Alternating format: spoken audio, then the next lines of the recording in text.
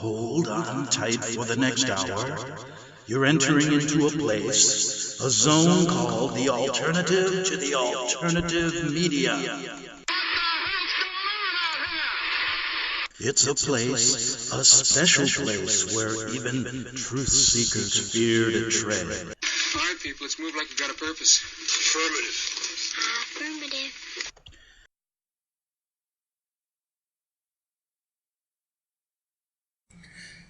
Okay, boys and girls, ladies and gentlemen, welcome back to what I call the greatest show on earth, because you're not going to get this information regarding the Vatican-led New World Order anywhere else. Today we're going to concentrate on the Vatican Ratlines during World War II. Greg Anthony here on the Investigative Journal. Don't change the dial. Stay right here. Because, one of the saddest things about this job of exposing the Vatican-led Jesuit New World Order is that none of the historians in our country, none of the journalists in our country want to really discuss this for the mainstream, for people who live in Iowa, for people who live in Indiana, for the basic population of America. And then there's all these millennials growing up with this idea that socialism is a key. Look, I'm not saying that the American government, the popularity rating of Congress is 8%.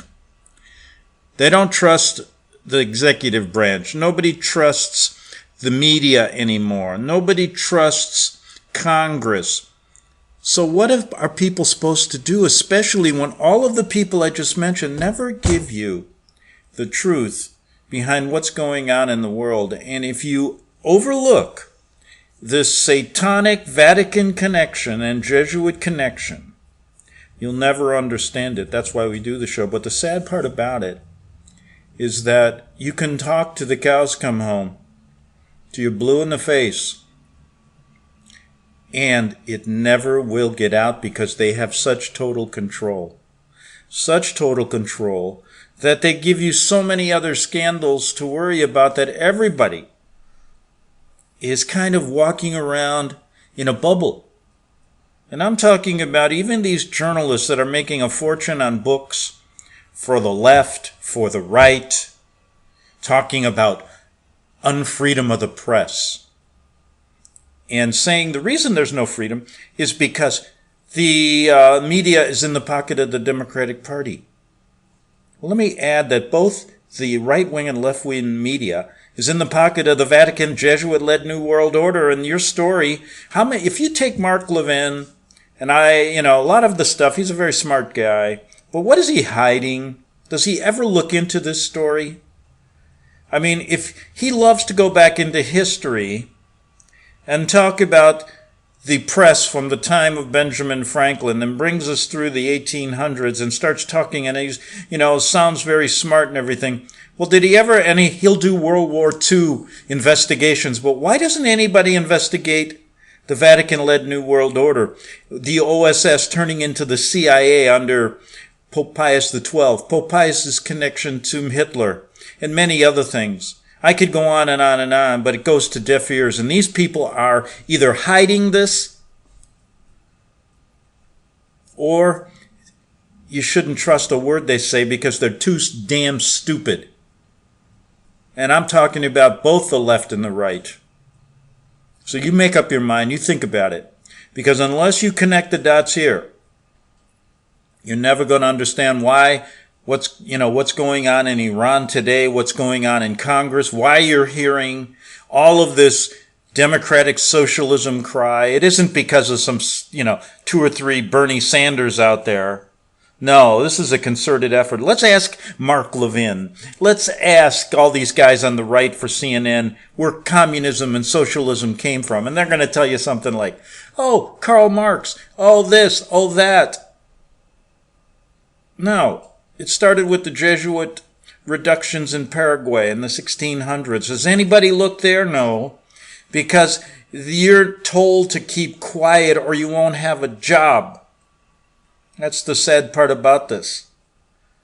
And so what they do is, now you're hearing all this clamor about what's going on in the Democratic Socialist Party, how our FBI has been corrupted, how our justice system has been corrupted, and they're showing it to you right away. And if you listen to the left and the right, you're going to get stuck in their game. Why doesn't any of them ever talk about the Hegelian dialectic and how they use it today? No, they're not going to tell you, because they're taking cha-ching to the bank, no matter if you're on the left or the right. And in the end, it's going to be democratic socialism in this country. There's going to be another war. And you can thank the Jesuits and the Vatican for doing it, working behind the scenes.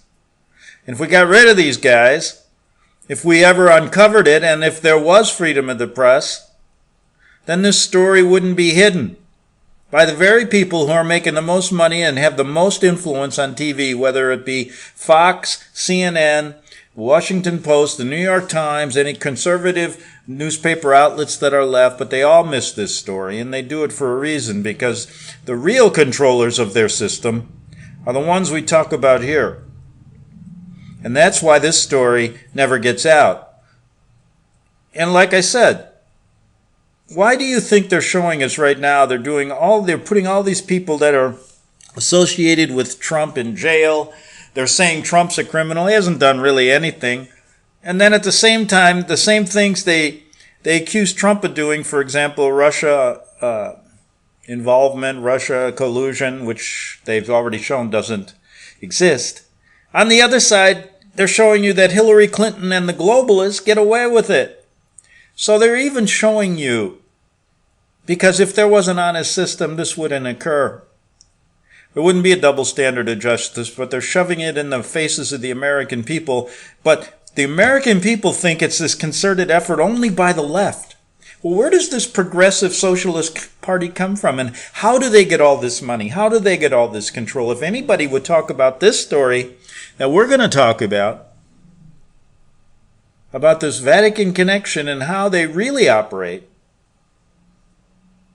then it wouldn't exist. So they're telling you. That's why Hillary Clinton can get away basically with murder, with her and her buddy Bill. Who was their mentors? They're all the Jesuits. And they've been killing people ever since he's been in Arkansas and Mena and all those drug deals that went down there. Nobody talks about that. They're worried about Hillary Clinton violating the Espionage Act when she was in as Secretary of State. Well, that's just small potatoes. They won't even get her on that. In fact, they laid out a case, and then they said no prosecutor would take it. Why? They're afraid they're going to get killed? Yeah. Not really, because they worked for them. This is such a sham, such a scam, and most Americans don't even get it. And that's the sad part about this job. So all of you historians, all of you guys out there writing books about unfreedom of the press, Trump's revolution, the Democratic Socialists with Bernie, all of you are in the pocket of the Jesuits at the top levels. And I'll tell you what, that's the only solution I can come up with, because how can somebody with no resources, and there's a few people on the internet like that, no resources, no money, just do a little research, talk to a few attorneys who have sued the Vatican, and a number of cases that we've dealt with from the beginning, and then go back into history and do some really nice research, and you see that this has never ended. These people worked together out of Georgetown University, a nice little station next to the Vatican, nice little university next to the Vatican. And these Jesuits and Vaticanites have been at this for years, bringing this country to its knees. The reason they started this country was to get Catholicism back in here. Get the Jesuits back in, because in the beginning they weren't wanted. Where's the Protestant revolt? They've all been bought and paid for by the Pope with his ecumenical movement, but do you hear any of this on the news? No, even on the right, who are supposedly the vanguards of freedom now. Now, they talk about the Pope as if he's some holy man. Give me a break. So all of you historians, let's go back to World War II. And let's discuss, they're talking now about how the CIA has been corrupted, how the FBI has been corrupted. Well, we're going to go back and talk about certain things that happened around the time of Hitler. certain genocides that are overlooked, certain lawsuits that have been filed in the United States to protect or to try to get justice for the Serbian. Remember the genocide in Croatia? Does anybody ever want to get to the bottom of that? Well, why don't we talk about it a little? And I've done stories on it in the past. I've had, there's a law case called Alperin v. Vatican Bank that was out of the Ninth Circus up in San Francisco. And we covered that story in depth for years. It was a lawsuit to protect the interests of the survivors of the Serbian, of that Croatian genocide. And they sued the Vatican Bank because they were involved in it. That case went on for 10 years, and then finally, the Ninth Circuit, who's in the pocket of the Jesuits' Vatican, decided to drop the case, stating that they didn't have any standing. The Vatican Bank doesn't do business in the United States. Isn't that a crock of shit? That's what we're up against. Now, there's an article by Yossi Melman. Years ago I talked about it. That points a finger to the Vatican, showing how senior church officials were involved in smuggling and hiding Nazi war criminals so they would not be arrested and tried for war crimes. So do you think, you guys who do history on the World War II and everything, you think these people have changed? No. Their covert action is going on in other places now. Like with ISIS. Anybody ever do a research on really what ISIS is all about? The name? No. You think there's freedom of the press? This covert action by the Vatican during World War II was recently verified in a deposition taken a number of years ago. I think it was in 2008 or 9 or 10. A former Army intelligence officer, William Gowen, who pinned Giovanni Battista Montini, later became Pope Paul VI, to property theft of Jewish, Serb, Russian, and Ukrainian and Roma victims during World War II. Okay? Now, Gowen's testimony has also revealed that after the war, Montini, who during the war served as the Vatican's Deputy Secretary of State under the Pope, helped hide and launder property that had been stolen from, among others, Jews, and was involved in the sheltering and the smuggling of war criminals, Pope Pius XII, okay? Such as the leader of the Ustashe movement, Mr. Pavelic, said Melman in his article featuring Gowen's testimony linking the Vatican to aiding and abetting Nazi war criminals.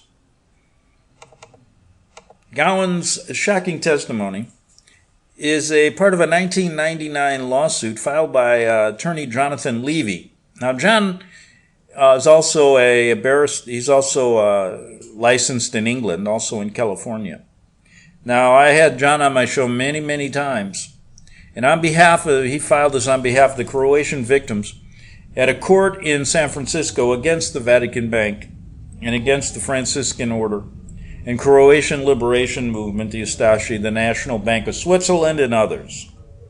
The suit was filed by the Jewish, Ukrainian, Serb, and Roma survivors, as well as relatives of victims and various organizations that together represented more than 300,000 World War II victims. Now, how come this is never talked about? The plaintiffs have demanded accounting and restitution from the bank, as well as trying to uncover their role in the mass extermination of hundreds of thousands of people, said Mr. Melman. Levy recently appeared on Greg Anthony's radio show, The Investigative Journal, explaining irregularities in the Vatican Bank, that's my show, and their connection to the Nazi war criminals. Where's Rush Limbaugh? Come on. You guys are supposed to be the Excellence in Broadcast, the EBI network? Give me a break. You know it's funny, when you listen to Alex Jones on The Alternative, did he copy Rush Limbaugh? I used to laugh. You know, he's the alternative version of Rush Limbaugh, also bought and paid for by the Jesuits in Vatican, as well as talking about Gowen's shocking testimony. That's why I say this is the greatest show on earth. Where else are you going to get this? You're not going to get it anywhere else. And then what are they going to do? They'll label you as a conspiracy theorist, and pretty soon you'll be off the air. Or you won't be able to make any money, Because the money is only made by people who hide the Vatican-led New World Order. Now,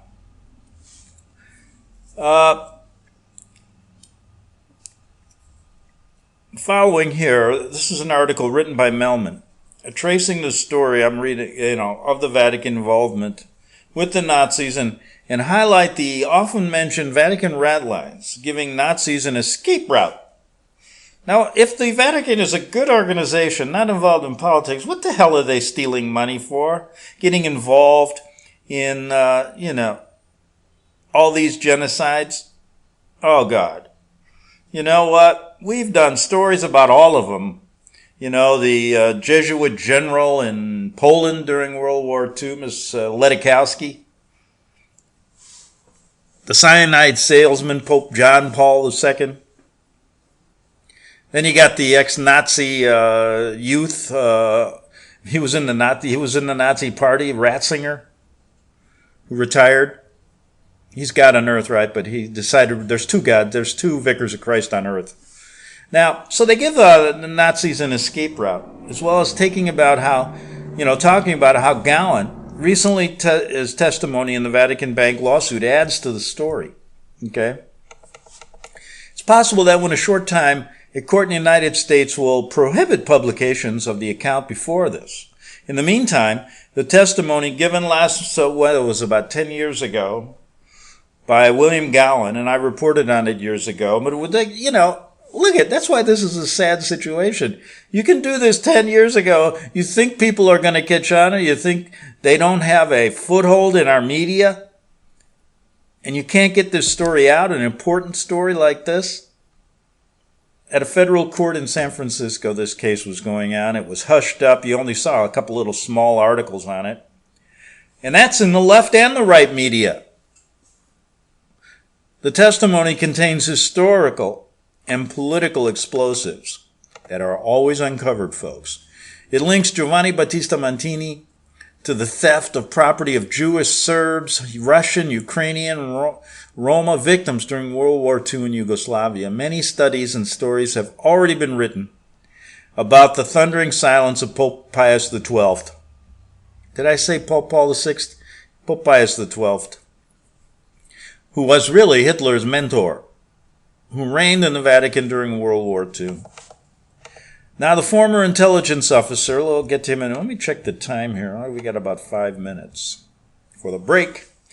This intelligence officer's testimony, and they love now to put intelligence officers out there and testify, but that's credible. But when it comes to this, they're going to say this guy was nuts or something, right? Now, officer's testimony is revealed that after the war, Montini, who during the war served as the Vatican's Deputy Secretary of State under the Pope, helped hide and launder property that had been stolen from, among others, Jews, and was involved in the sheltering and smuggling of Croatian war criminals, such as the leader of the Ustashe movement, Ante Pavelic. The smuggling and hiding of Croatian war criminals was part of an extensive network known as the Ratlines. Senior officials at the Vatican were involved in hiding and smuggling Nazi war criminals. And then you had to have some involvement of the OSS here, the Americans, who were deeply involved there in Rome, right? Nazi work and their collaborators, so they would not be arrested and tried. Hundreds of war criminals were provided with Church and Red Cross papers that enabled them to hide in safe houses and then flee to Europe, mainly to the Middle East and South America. Among them were Klaus Barbie, the butcher of Lyon. Yeah, these people, the Pope's a really nice guy. It's a real holy organization we got there, right? Adolf Eichmann, Dr. Joseph Mengele. We've discussed about him and all of his work in Canada regarding the Duplessis orphans. Does that ring a bell?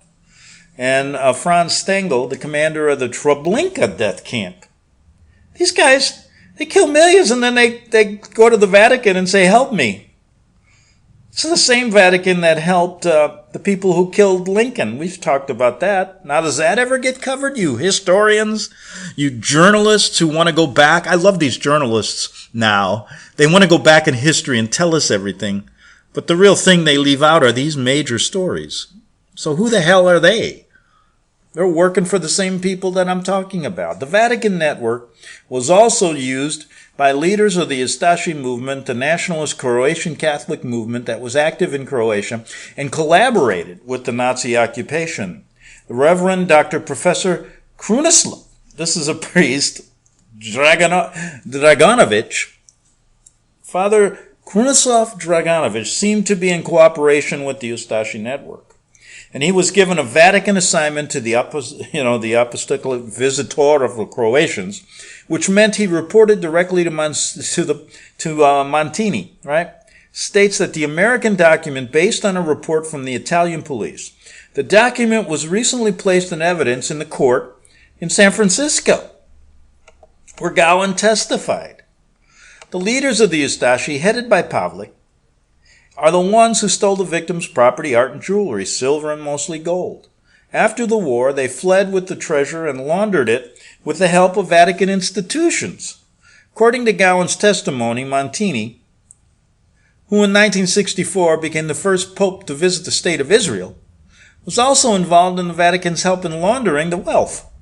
In 1999, a suit was filed in the Ninth Circuit in San Francisco against the Vatican Bank, the Institute for Religious Works, and against the Franciscan Order and the Croatian Liberation Movement, the Ustashe, the National Bank of Switzerland, and others. Like I said, the suit was filed by Jewish, Ukrainian, Serb, Roma survivors, as well as relatives of victims in various organizations that together represent 300,000 World War II victims. And this isn't important, no, according to both the left and the right. This ain't important. Heck, Vatican's just a nice little good religious organization. We got to leave them alone. Let's praise them, pray to them, go to their churches, give them money. That's how these historians that are telling us now, journalists, that there's no freedom of the press because they can't talk about their right-wing movement, and the left wing are the real bad guys. They are so full of it. When you read these stories and they do not get covered, they don't want to give even a black eye to the Vatican, let alone bring them down to size where they belong, the criminals that they are, because they control the whole show, folks. It can't be any other way. Otherwise, this story be out there. But it ain't. Oh boy, what a day we have in America. What a country, what a crock of crap it's turned out to be. When we have to listen to leaders and journalists that control the airwaves like what we have now. Behind all of it, you have a document like the Constitution. That's a pretty damn good document. But it was realized and it was put into play by people who had a hidden agenda. And they're using that same Constitution to wipe their ass with now. Now, the plaintiffs in this case, all they wanted was an accounting and restitution. Got eyewitnesses that the Vatican stole their money. One of the lawyers representing the plaintiffs, we talked about him, John Levy, said many of the plaintiffs have been reluctant to be pictured after all these years. Many are still terrified of the Ustashe, the Serbs particularly. Unlike the Nazi party, the Ustashe still exist and have a party headquarters in Zagreb. The Ustashe was founded in 1929 as a Croatian nationalist movement with a deep connection to Catholicism. How does that happen? Incredible. We're going to continue with these stories that somehow they just, they get forgotten. Oh, they're not important. Back in 3 minutes on the investigative journal. Don't forget it. The book of Revelation says, the spirit of prophecy is the testimony of Jesus Christ. This is at the very heart of FirstAmendmentRadio.com. In that spirit, we have created the Prophecy Reality News app for all of your mobile devices, streaming First Amendment Radio 24 hours a day, 7 days a week. Available for your Apple, Android device, and smartphone, absolutely free. Get the Prophecy Reality News app installed today so you can listen to First Amendment Radio wherever you are. The Prophecy Reality News app. Get it now.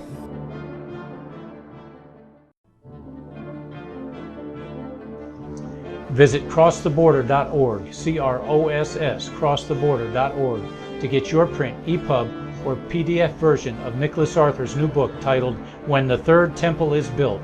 That's crosstheborder.org. When it comes to prophecy today, much of the evangelical Christian world has their eyes on Israel, waiting and watching to see when the Third Temple will begin to be built. The plans are drawn, the Jewish people are eager. Most evangelical Christians today believe that the rapture will happen before the Third Temple is built. Hi, I'm Michael Eugene. I was taught that Daniel's 70th week was in the future. Is that really what the Bible teaches? Have we searched the Scriptures and found this to be true? Why is it so important for a re-established Israel to build a Third Temple in Jerusalem? Is it necessary to build a temple on the same location already occupied by the Dome of the Rock? Is it necessary for sacrifices to take place in the temple on Temple Mount? Is there really a rapture followed by 7 years of tribulation? What is the New Testament temple? Can we identify history and prophecy? Who is the first beast in Revelation chapter 13? Who are the 7 kings in Revelation 17? I have asked all these questions, and I have found Nicholas Arthur's new book, When the Third Temple is Built, answers all these questions and more using Scripture to interpret Scripture. The Bible says that no prophecy of Scripture is of any private interpretation. Nicholas shows us in his new book, When the Third Temple is Built, how the Bible interprets prophecy and not man's private interpretation. Visit crosstheborder.org, CROSS, crosstheborder.org, to get your print, EPUB, or PDF version of Nicholas Arthur's new book titled When the Third Temple is Built. That's crosstheborder.org. The following program is labeled dangerous and off limits by the supreme Jesuit command. But stand tall, people. Listen up, and you may just learn something. Oh, dear Lord Jesus, this ain't happening, man. This can't be happening, man. This isn't happening. Okay, folks, moving right along for the second half hour, we're trying to figure out how to become a free man in the United States. You'd wonder, the freest country in the world, but they've enslaved everybody without telling you. Yeah, look what was life like in America before the 14th Amendment, please. And some people say, well, what's the importance? My goodness, do you want the federal government to control every aspect of your life? Do you care? Wouldn't it be nice to live in a state where you'd have a little bit more control, where you could actually know your politicians, talk to them about real issues? No, these federal guys, look, I'm telling you, now you think of your state representative as a lower life official. He's nothing, right? They're more important. The most important person in your life is the sheriff. And boy, most of them have sold out. But we could get into that in another time. I'm trying to discuss the system of not becoming an anti-American sovereign citizen, but to become a real live person, representing yourself with the powers that be. You're not that fictitious character in all capital letters on your birth certificate that they choose to deal with you. You're not being dealt with properly. And it's important that you know that. Okay, before we get back to Terry Lee, I want to mention this. There's a couple stories going around that are really driving me crazy, in California especially. This movement to teach kids about sex education at a young age has gone too far. In California, right now you're getting drag queens that are going into public libraries weekly to give speeches and read stories to children. Yes, that's what's happening. A Christian group is outraged, of course, and a proponent of the drag queen said they're just trying to give back to the community.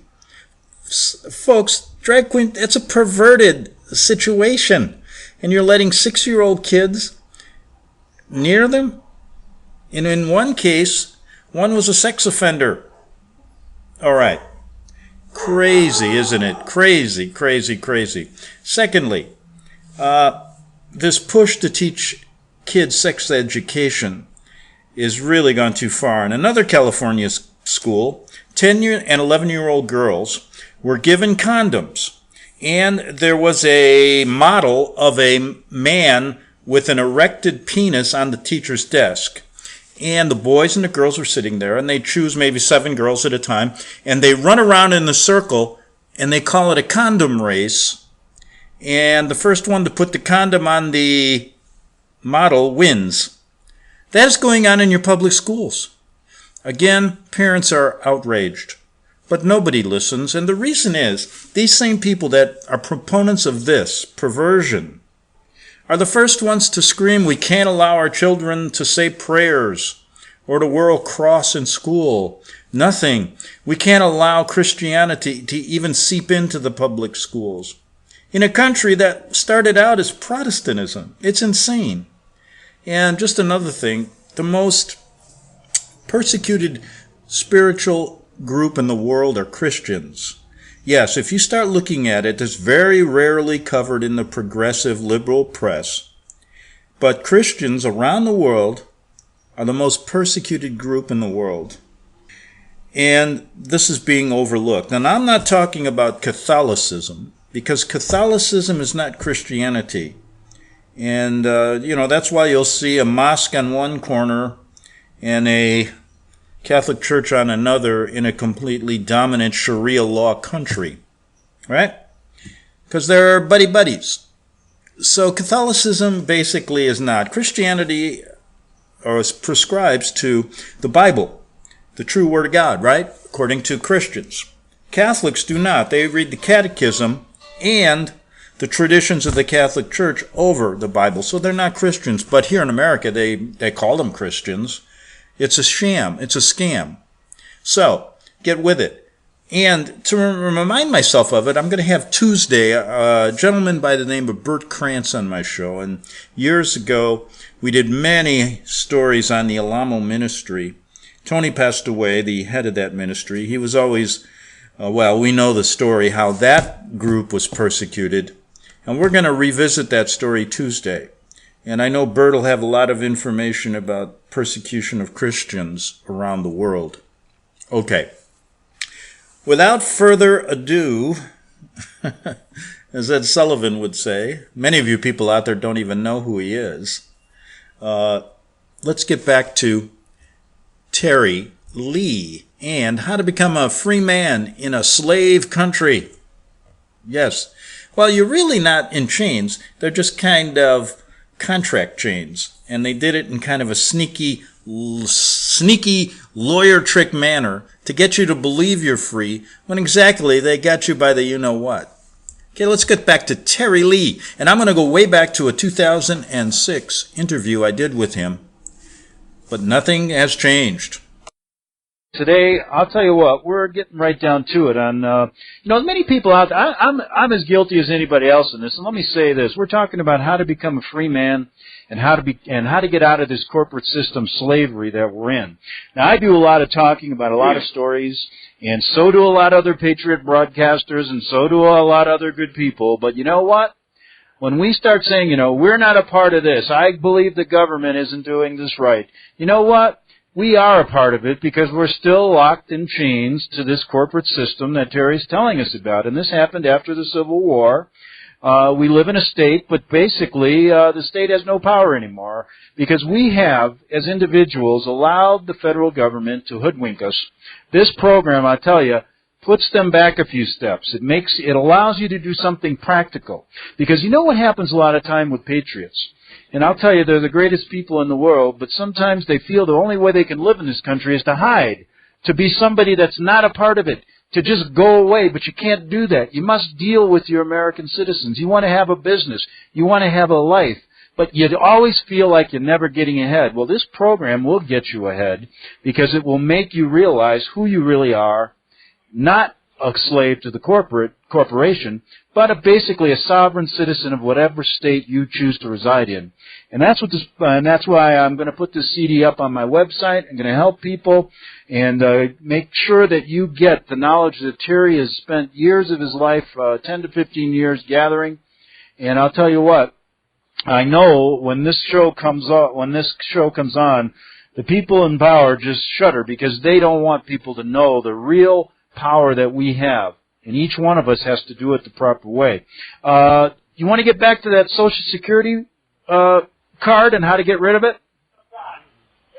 Well, what we have, Greg, is we have a 47-page brief that you have to sign with a restricted signature as well, that you turn into the Social Security Department, and then what you're doing is rescinding your signature on terminating the contract, and they'll verify it back, but if you don't do it the correct way, they send it back in the all-capital letter name again. They don't recognize it. You got to follow a certain procedure.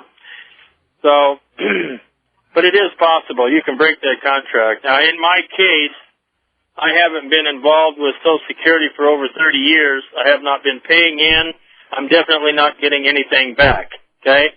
Now, the people that have paid in for the last 30, 40 years, they're saying, well, that's my money I put in there, and I want it back. And the problem is, what they've done to us is said, sure, put some in, we'll guarantee you get a whole bunch back, but they didn't tell you that you're locked into a contract that gives them power and authority over every aspect of your life. And that's what happened with the Social Security contract. So you get a 47-page brief on how to get out of the Social Security, get your Social Security card rescinded, and important how to do that and never use it again. And you basically go back to that same court case that you opened up regarding your name change, right? That's correct. Okay. Everything you want to confirm as being true and correct, you go through due process and run it through that private court case and get a certified document back, verifying it, see? Mm-hmm. The only way their system, their superior court system, is going to acknowledge what you're trying to prove is if you go through due process, and that's give the world a notice to protest, make comment or such, and you have to do it through a disinterested third party, which is a notary, a state agent. The notary puts the ads in the paper, the notary does the affidavits, they do all this stuff, and then you use the notary's affidavits, annex to your court case documents you're going in for verification, and it happens. It just flat happens. It's very simple to do as long as you follow the paper trail, okay? Right.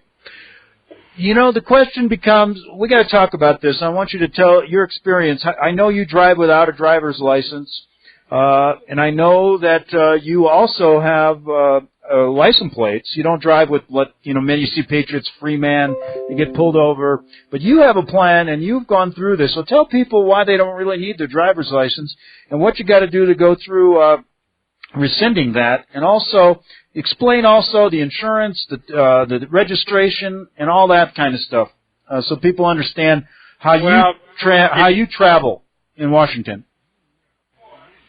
I have to admit that what I do is I don't put any vehicle in my name.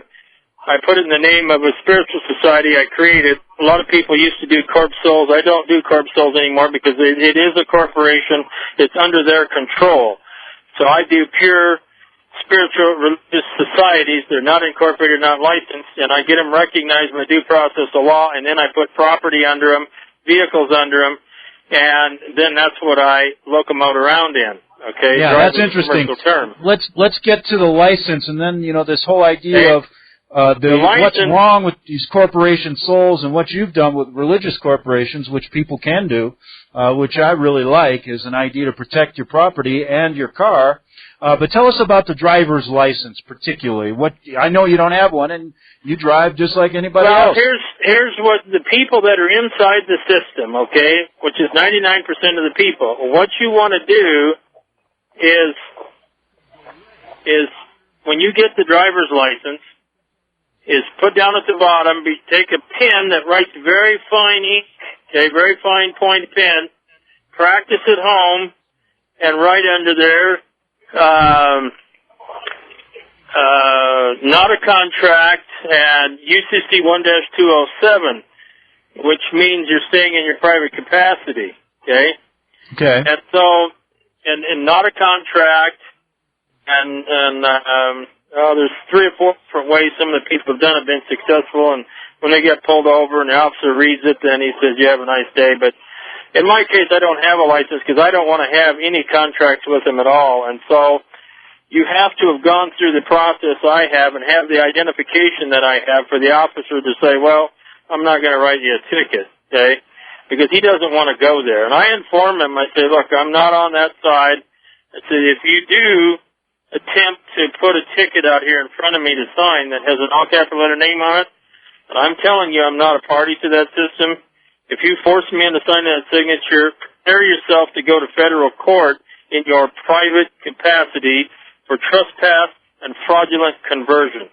And okay, so you don't have a driver's license and you had some identification in your car. You got pulled over. What happened?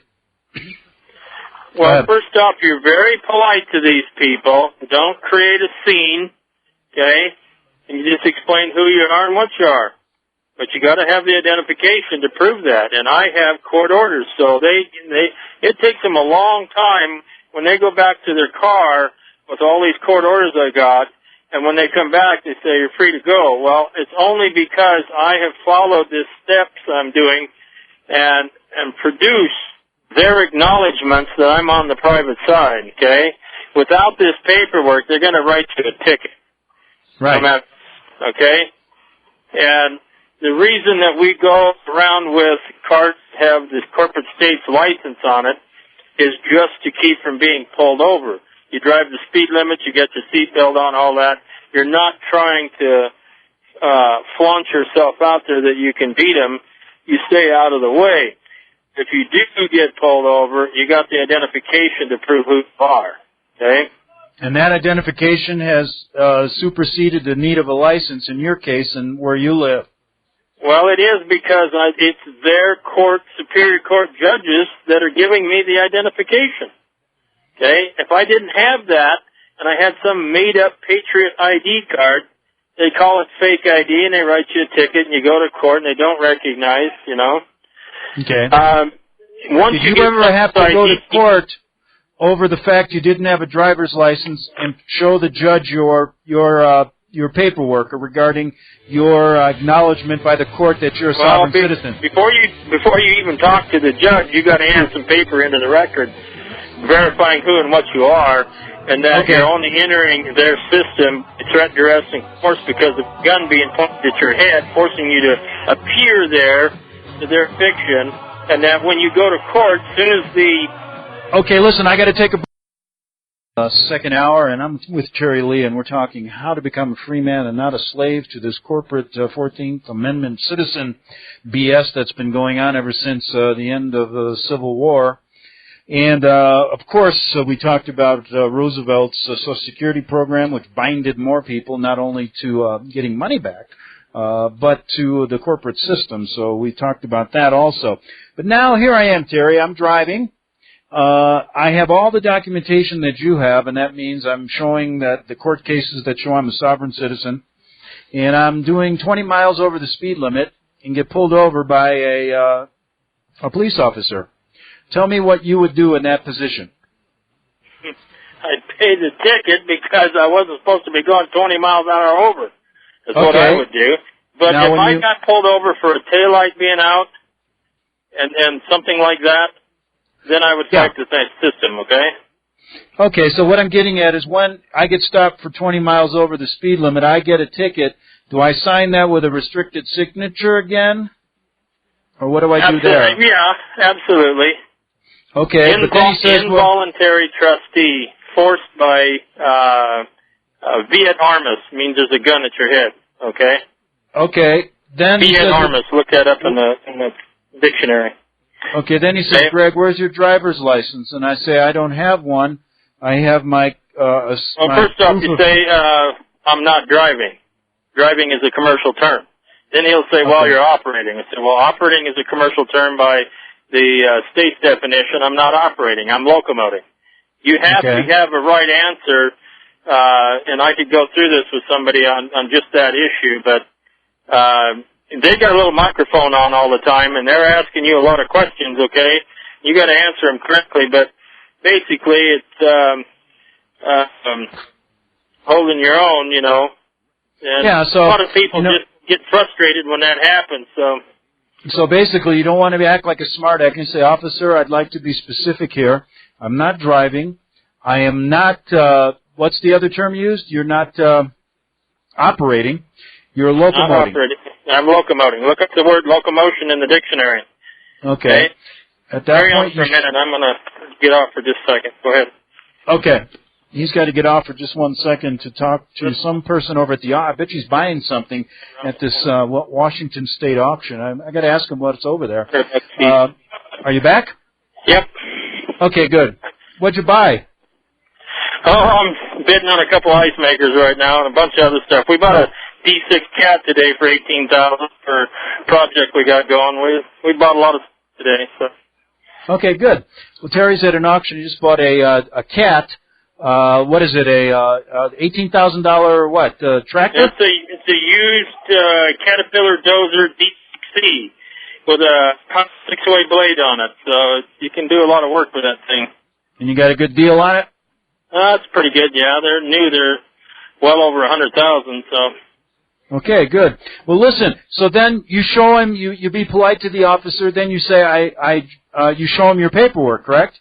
Yeah, I say, look, they don't issue people like me a license, and here's the reason why. And I said, I've been to the court and I've verified who and what I am, and I don't volunteer into this system. I'm not a party to it, and so here's your paperwork. Go check it out. Now, what we're trying to do, Greg, is we're trying to get our hands on these NCIC computer programs, the Interpol program, and Interpol is like the FBI of Europe that has a database on everybody in the world. And whenever these police cars pull up a name, then it's usually in all capital letters, and it has a complete file on that name, see? Right. What we want to do is get our Christian name on those files with a separate file on that has no connection to this legal fiction that they're putting everybody under, see? Right. And then when they get us on there, it says, well, you know, let this guy go, don't bother with him. And in the local area here, the deputies don't bother me, even though I don't have a license, and they know I don't have a license, is because they know I can drag out every court case for 3 years, following their procedure. So I have a little bit of respect from that point. As far as if I'm outside my area in another area, then I got to deal with those guys, and I got to have the right words. And sometimes we go to court, but by the time we get to court, they're ready to dismiss the issue. So it's a matter of perfecting this paperwork and getting their acknowledgement by court order, by this private court case, of a number of issues. Okay? Right. So that's why it's so important for everybody to have their own private court case to get everything they need acknowledged by the other side and carry that paperwork with you, you know. So Exactly. You better have the right one. Yeah, and what you're basically doing is just using the proper paperwork to show the officer that you are not a corporate citizen and do not need a driver's license to locomote on the roads of this country, right? Well, everybody has the right to travel freely. Everybody does. Unless you contract with the other side, now you're underneath their fictional trust, and you have to obey their rules of the road, okay? And that means have a license. Yeah, when you look in the code, it says when the person does this and the person does that. It doesn't say when the man or the woman does this. It's when the person does this. So the person is to a corporation, a business, a partnership that's controlled by the state. It doesn't refer to a flesh and blood man or woman. Right. Now, are you there, Terry? Yeah.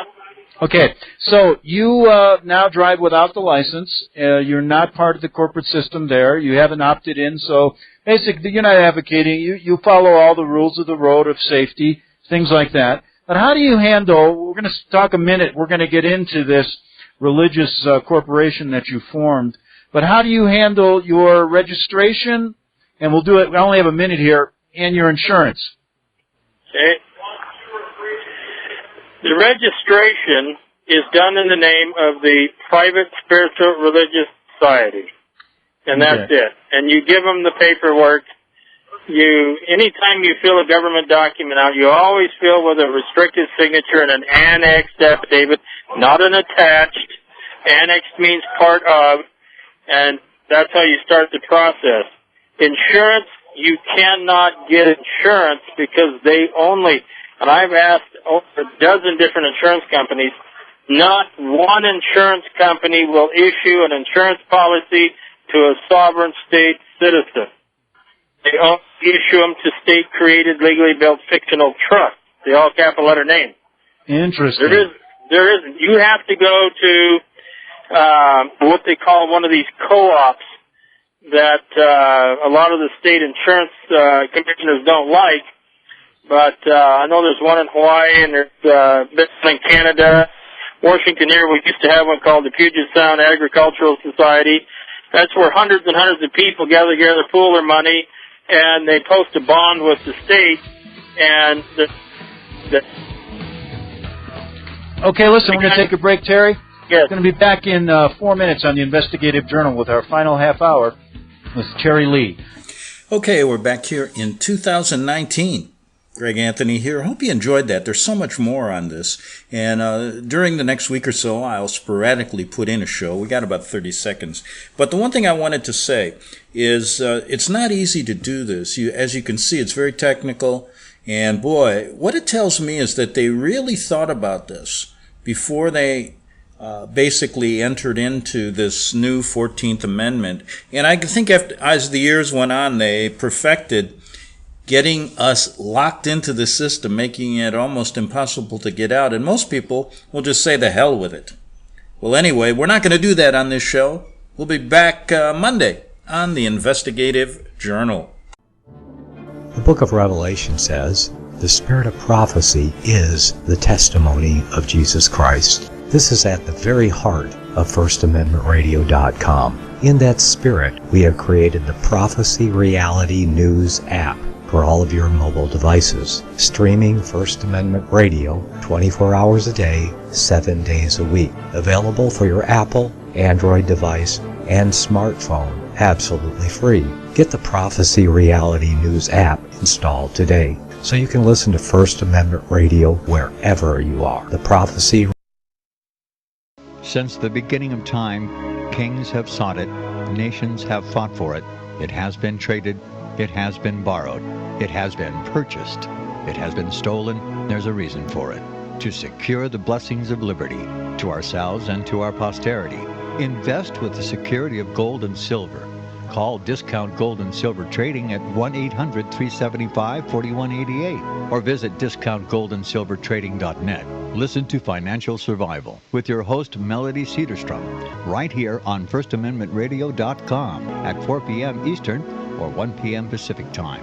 Visit discountgoldandsilvertrading.net or call Discount Gold and Silver Trading at 1-800-375-4188. Toll free 1-800-375-4188.